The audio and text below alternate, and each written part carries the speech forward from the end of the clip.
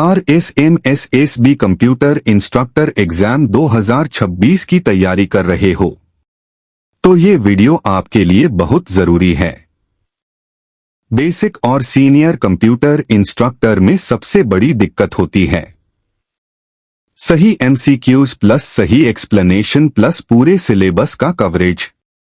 मैं लेकर आया हूं एक कंप्लीट PDF कोर्स जिसमें आपको मिलेगा हर टॉपिक के important MCQs, PYQs pattern based questions, आसान भाषा में short notes plus one liners, exam oriented practice set.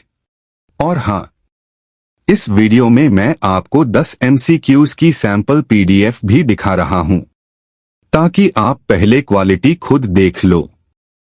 Course fees basic या सीनियर कोर्स सिर्फ 499 रुपए, बेसिक प्लस सीनियर कॉम्बो सिर्फ 699 रुपए।